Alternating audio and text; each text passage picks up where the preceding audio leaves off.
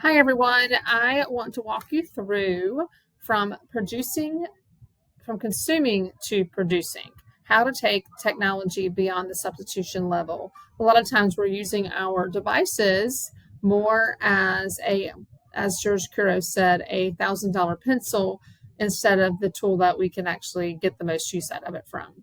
My name is Toni Luther. I'm an instructional technology facilitator in Carteret County Schools, and thank you for tuning in today. So let's get right to the point. We're going to be talking about all the digital learning competencies that you see here. And we're going to talk about practical techniques that are going to take our students from passive consumption to active production and creation with using our technology. So this video is not going to let you hear the audio, but I would hope that you would take a second and pause this video and watch this short little commercial from Samsung that just kind of tells us how we are in a stage where the students are going to produce with or without us. I love to use the example of my daughter who, when she was younger, used to love to make her pretend YouTube makeup tutorials, right, on her iPad that she had at home. And that's what they do. They make videos, they create, and they're going to do it whether we're watching them or not. My son, for example, has a GoPro attached to the end of his surfboard that he wants to make his own videos. So this is what our kids are doing. So we, as the educators, need to get on board with them and help walk them through what that might look like. And that will help engage them as well. So I want to start by talking about all the frameworks of education because there are so many. And I think sometimes we get so overwhelmed with, well, this year they want us to focus on this framework, and next year we're going to focus on that framework. And which one do we choose? It gets a little overwhelming. So I've highlighted a few of them here, Webb's depth of knowledge being one. I'm sure you've heard of some of these before, which is just basically how we get to the higher level thinking is where we ultimately want our kids to be. And then we have Bloom's taxonomy. Back when I was going to school, it was just Bloom's. Now it's the revised Bloom's, but we're still having the same ideas coming through on this. And it's basically teaching them that in order to really understand deeply, they have to be able to create and analyze and make it themselves. This is TPAC. TPAC was also invented when technology came around, and that someone created this idea, which is a great one as well. And then SAMR. SAMR is one of my favorites before getting to what we're going to talk about today. But in the SAMR model, it talks about same thing as the rest of them. They all just have different terminology that they're using about how we need to take the technology beyond the substitution level. And that doesn't mean that we have to only use the redefinition stage. It means that we need to be mindful of what we're doing with the technology to be sure that some of the things that we're doing are providing higher level thinking. So it doesn't mean never use your technology as a substitution, because sometimes it's more efficient to do that. So that's not saying not to, but let's see if we can think of a way to make our technology do the most for what we've got it for. So in SAMR, we start with substitution. That's basically saying that you are basically substituting the paper for the computer. There's been no change of learning there. Augmentation is a little bit higher, where it's a little substitute, but there's a little bit of functional improvement there. Modification is when we actually begin to transform our teaching, modification and the redefinition stage. This is a good example for Google Earth. Take a second, you can kind of look through that. But I want to talk for just a minute about what Google Docs might look like, because I feel like that's a good example that we are all familiar with, and we can see how Google Docs can be used in all four of these levels of the SAMR framework. So for example, before computers, you would write your paper on paper, right? That's where they'd write their stories, they'd write their research papers, and then you would take your pen and you would go in and you would give them feedback and you would circle things that were wrong and you would help them with their spelling errors and all of that stuff, right? So in substitution, basically that just means that they're not using the paper anymore, but they're just now using a Google Doc. So still the same thing. You can comment in Google Docs. So that's different than writing on the paper, but you're still doing the same thing. You're commenting on their paper versus here. Now, sometimes we might want to use this because it's a lot easier. They don't lose their paper. Their edits become a lot faster to edit instead of rewriting the whole thing in their final drafts, right? So that is helpful for sure. But could we take it farther with that same document? So the next comes augmentation. That's where they would still be writing in the Google Doc. They'll still be commenting, and teachers are going to be putting their comments in there. But now, because we're using a Google Doc, not using paper and pencil, we can add multimedia in. We can add photographs in. We could record audio clips. Those kind of things could not be done without the use of the computer. So you see how this is kind of stepping up our game a little bit here. But then we go even higher, and this is where the actual transformational teaching is coming in. So we're talking about modification now. So now they're creating videos of their own, filming and edited, and putting it in the Google Doc. They could not do that before. And now they're actually creating more than just putting in pictures somebody else has created using Creative Commons, but now they're actually making their own videos. And then finally, redefinition, that same Google Doc, but could you imagine if they were able to collaborate with someone in another city or another state or across the world? You could not do that with paper and pencil. And this is actually where they're doing more global thinking, and they're actually thinking higher level thinking, and the computer has actually changed completely how we're using our skills of writing. This graphic right here is really cool because it just kind of shows you, this is based on Microsoft Office, which we know Google Docs and Google Slides has a lot of comparisons, but it just shows you how you would use the different formats of Office, or Google for that matter, to up your teaching a little bit. So now I want to focus on another framework that I have kind of fallen in love with. And this author is Liz Kolb. If you haven't read this book, I highly suggest you get it. But it's talking about, she is a professor in the University of Michigan, and she is talking in this book about making sure that the learning is the most important part, not necessarily the technology. I know we got in that COVID phase where we had to use the technology, and which was great. I'm thankful that we had it. But now we've kind of passed that. And now let's see, is the technology the best use for this project, or would something else work just as well or even better? Her framework is called the Triple E framework. It talks about, does the technology engage, enhance, and extend the learning? And if it doesn't do those things, then maybe we should find another strategy to use to teach the concept, because we don't have to use the device every single time. We're going to go through each of these steps and talk about what each one means and what it might look like. And then we're going to practice evaluating our own. Take a look at this picture. She shared this. Liz Kolb was at NC Ties last year, and I really was fangirling there for a little bit and hung out at all of her sessions. But she's asked the question, is this student learning? And as you look at him, you'll say, well, he's engaged, he's quiet, he's looking at his iPad. I think he's trying to recognize capital letters, maybe the sounds of letters. All that looks like he's learning. And if you're the teacher, you're sitting at your table or you're sitting at your desk doing something else, you're thinking, gosh, Johnny is learning.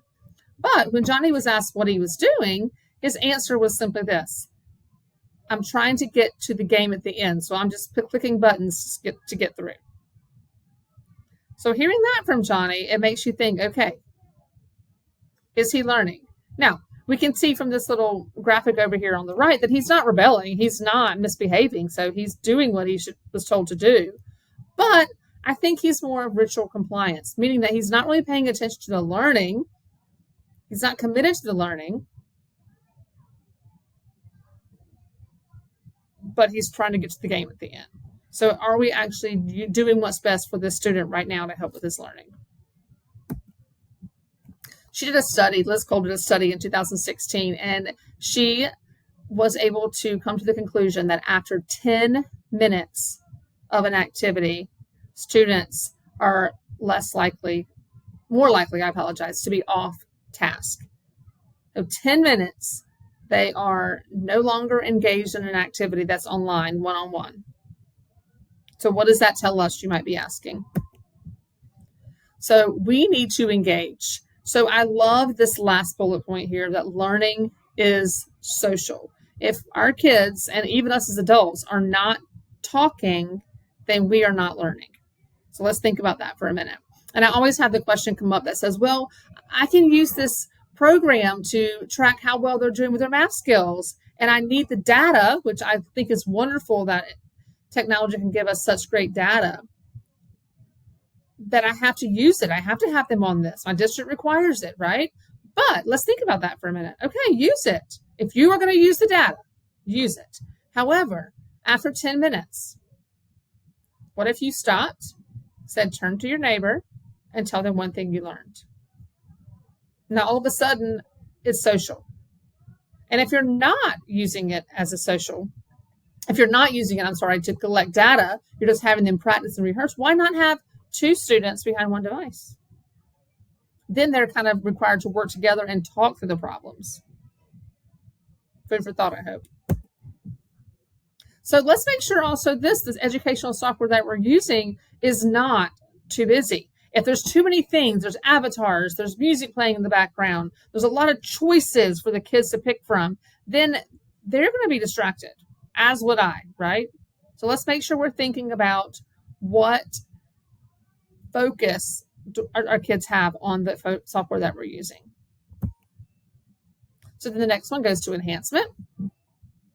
So we need to make sure that the learning tool that we're using digitally is going to scaffold and differentiate their learning. And ZPD means zone proximal development. So it's where they need to be. And does this learning tool add value beyond the traditional method? So for example, is this computer game that's teaching them the multiplication facts, is it adding value? Could you not use flashcards? No, you might say, no, I can't use flashcards because this keeps track of what they're doing and it gives them the same skill over and over again that they keep missing. Great. 10 minutes, stop, chat, socialize, right? It's differentiating, so it's going to back them down when they're getting them wrong or move them up when they get them higher, right? Those are good things. But remember, back to engagement, 10 minutes max. Look at these 2 computer programs. What do you think the level of thinking is with both of these? If you look at the one on the left, they're simply counting with an abacus, correct? And they have to pick the number that represents what number is shown at the top. The one on the right, however, they're actually having to explain their thinking. I think there's a record feature here where they're actually going to be having to tell how they got their answer. So this is actually having them create, which is the higher level thinking, but it's also having them explain their learning, which will help you as the teacher when you can't sit with them, figure out why they missed it. Over here, okay, they didn't get the number right, but why? Over here on the right, you know why. And finally, we have extension. So extension needs to be able to, technology needs to be able to connect with their own life and their own experiences. So be thinking about this. What are some tools that you can use to teach that are also accessible and they're free to them? I love to think of the example with an iPad. They all have iPhones and iPads, most of them anyway. And iMovie, it's free. So could they not make a video explaining their learning? And then now they're learning how to make videos and they're learning how to edit through iMovie, and it's all free. Things to think about. So that brings me to Liz Kolb's website. It's called the Triple E Framework. And if we click here, it takes you to her website. Super user-friendly. So what it's asking you to do, you can actually take a lesson and you can actually choose these questions and answer about your learning. So we're going to do some of that today. So what I want us to think about right now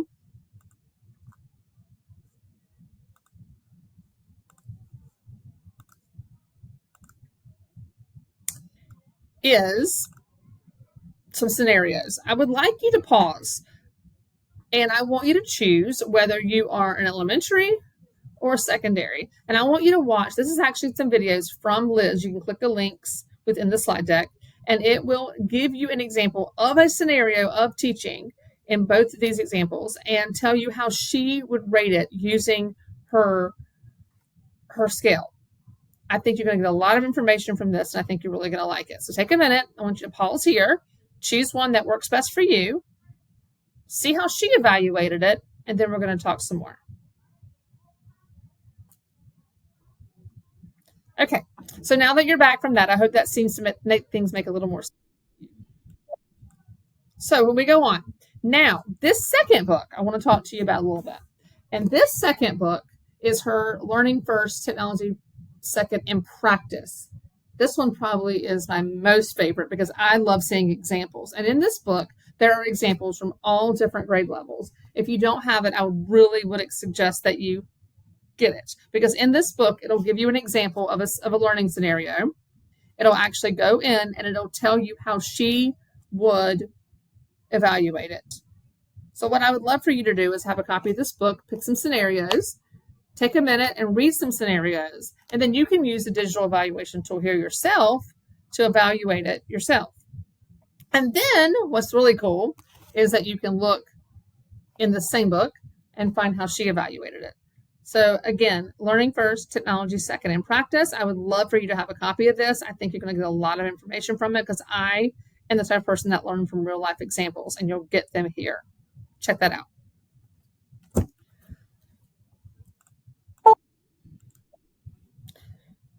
So I want to talk to you just a second about Trails from Trafera. If you are a member of your school or your district uses Trafera for your technology needs, whether it's to replace Chromebooks or to make to do repairs, there's a really cool site here that's Trafera that you can log into if you have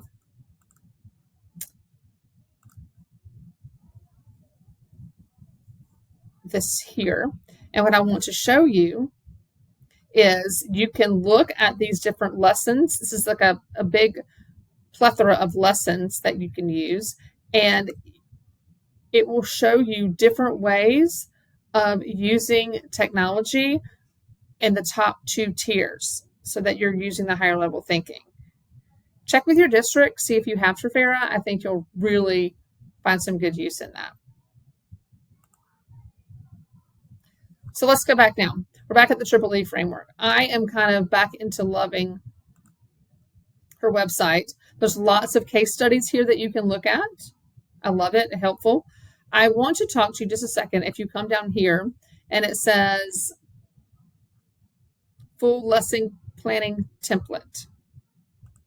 So if you click here, there's all a variety of different templates here. I have found my favorite one was this one for the coaching tool. Now, don't fear. If you're not a coach, it's still very helpful.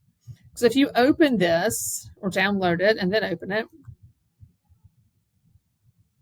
you are going to find the questions here that will kind of give you some food for thought with the lessons that you're teaching.